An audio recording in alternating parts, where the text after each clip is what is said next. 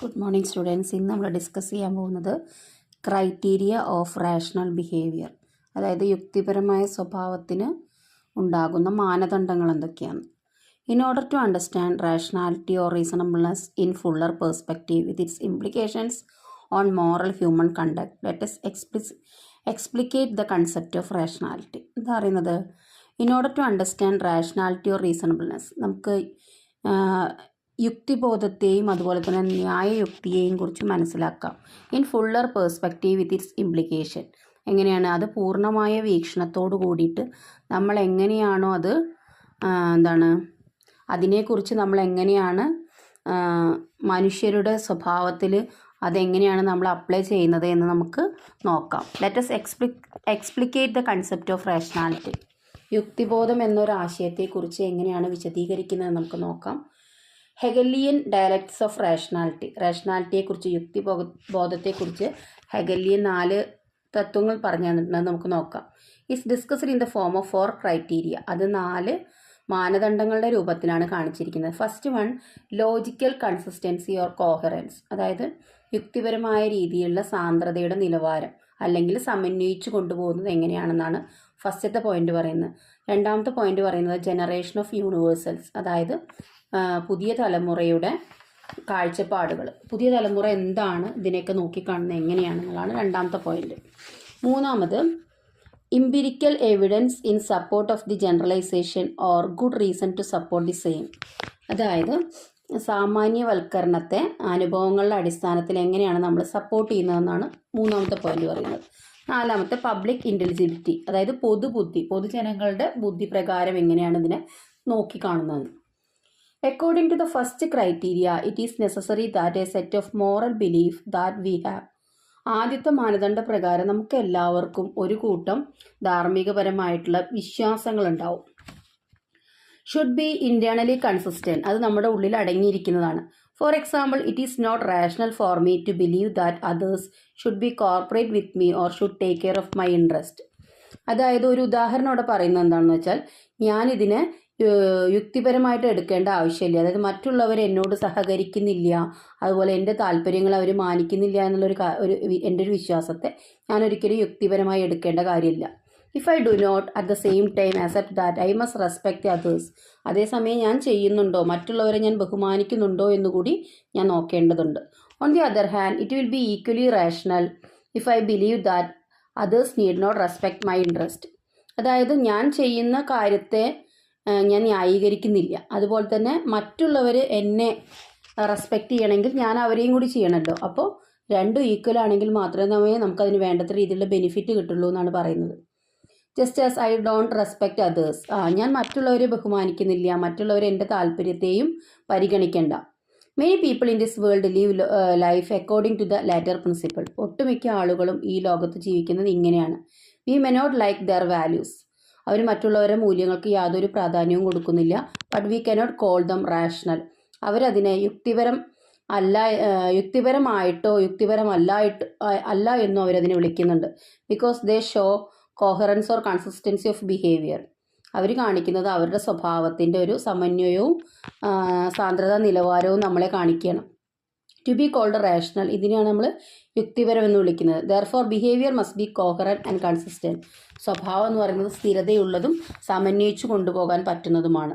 രണ്ടാമത്തെ പോയിന്റാണ് second criterion condition of rational behaviour is generation of universal principles. പൊതുവായിട്ടുള്ള തത്വങ്ങൾ തലമുറകളിലേക്ക് നമ്മൾ കൊടുത്തിട്ടുണ്ട്, അത് അപ്ലൈ ചെയ്യാണ്.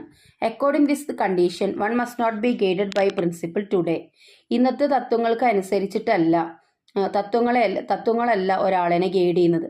അനദർ ടുമാറോ അല്ലാതെ ഇന്നത്തെയോ നാളത്തെയോ തത്വങ്ങളല്ല ഒരാളെന്നെ ഗൈഡ് ചെയ്യുന്നത്. Unless there are കോജന്റ് reasons for the same, ഒരുപാട് കാരണങ്ങൾ ഇതിന് നമ്മുടെ മുന്നിൽ വെക്കുന്നുണ്ട്, വ്യതിരിക്തമായ ഒരുപാട് കാരണങ്ങൾ നമ്മുടെ മുന്നിൽ വെക്കുന്നുണ്ട്. The idea of rational morality entitles that one's behaviour should be in accordance with certain general principles.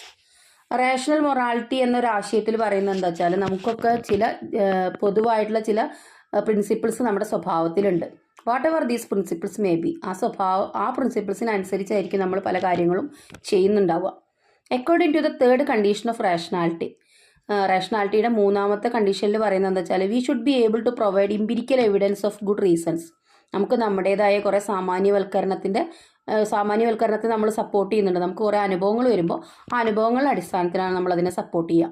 V can say that behaviour for which no valid reason can be provided. അവിടെ കാരണങ്ങൾക്ക് നമ്മൾ we can say that behaviour for which no valid reason can be provided. സ്വഭാവം ഇവിടെ യാതൊരു തരത്തിലുള്ള മൂല്യമേറിയ കാരണങ്ങൾക്കും നമുക്കിവിടെ provide ചെയ്ത് കാണിക്കുന്നില്ല. Is rational in the fullest sense.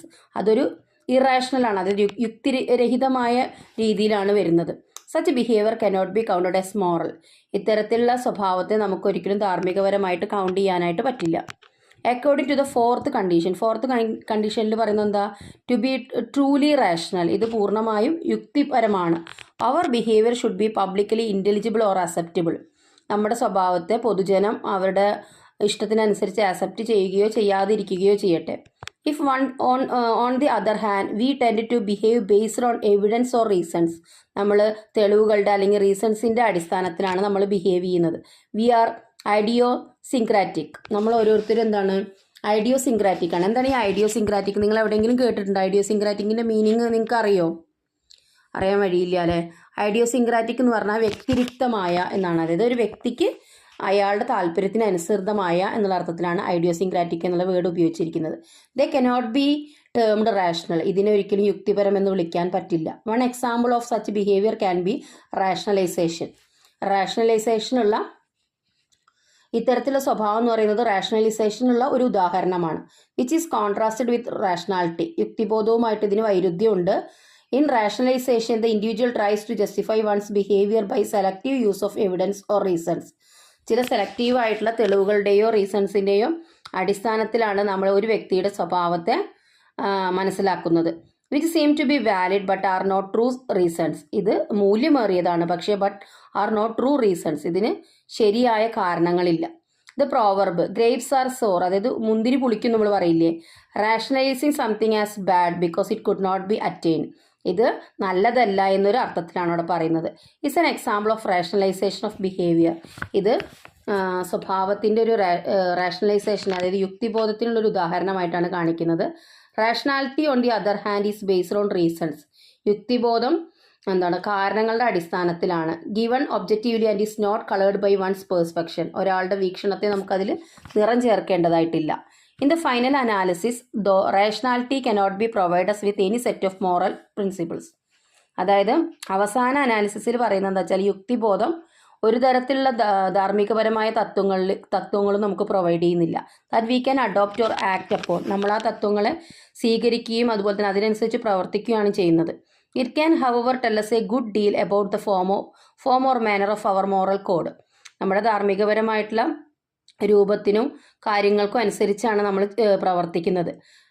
What is mean by form or manner or language of moral conduct may be clarified. എന്താണ് രൂപം, എന്താണ് മാനർ, എന്താണ് ഭാഷ എന്നൊക്കെ നമ്മൾ മുന്നേ പഠിച്ചിട്ടുണ്ട്. That is it means that to be rational. ഇത് യുക്തിപരമാണ്. Our moral code should be coherent and consistent. നമ്മുടെ ധാർമ്മികപരമായിട്ടുള്ള കാര്യങ്ങൾ സാന്ദ്രതാപരവും നിലനിർത്താൻ പറ്റുന്നതുമാണ് in the form of general principles. നമ്മുടെ ജനറൽ പ്രിൻസിപ്പിൾസിന് രൂപം വെച്ചിട്ട് subject to evidence that emerge from public understanding of good. പൊതുജനത്തിനത് മനസ്സിലാക്കാൻ പറ്റും എന്നുള്ള തെളിവുകളും നമുക്ക് കിട്ടിയിട്ടുണ്ട്. ഈ ഭാഗം ക്ലിയർ ആയി എന്ന് വിചാരിക്കുന്നു. നല്ല രീതിയിൽ പഠിക്കുക.